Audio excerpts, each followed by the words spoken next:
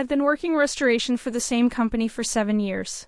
7 years of dealing with flood damage, fire aftermath, mold remediation, and the insurance companies who try to blame everything on pre-existing conditions.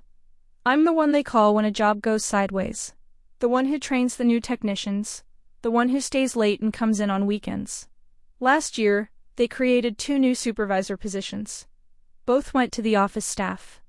The new guy they made lead supervisor. He's the owner's nephew.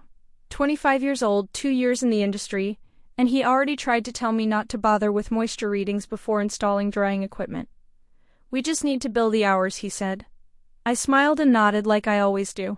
3 months ago, my supervisor, let's call him Kyle, told me to wrap up a mold job in 2 days instead of the standard week. I explained that the moisture readings weren't where they needed to be. He said, just get it done, no one's going to check.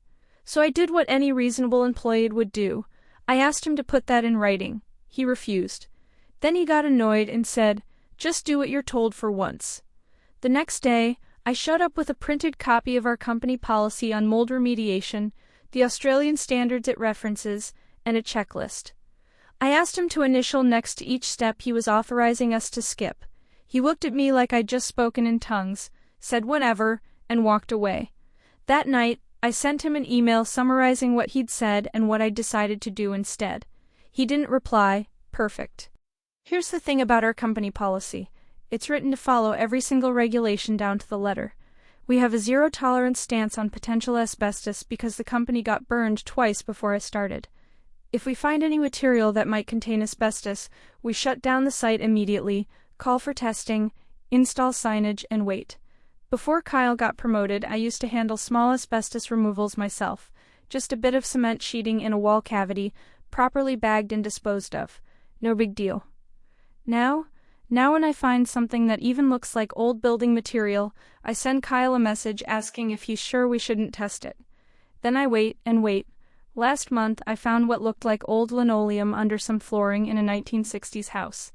Kyle told me it was probably fine. I asked him to put that in writing, he said no, so I followed company policy exactly. Site shut down, signage up, testing requested. The insurance company waited 19 days for clearance. They were not happy. Neither was Kyle. But I followed his verbal instructions, so that's on him, right? 2 weeks ago, Kyle called me into the office. The owner was there too, looking stressed. Apparently I'd been producing declining quality and they'd gotten complaints about 3 jobs.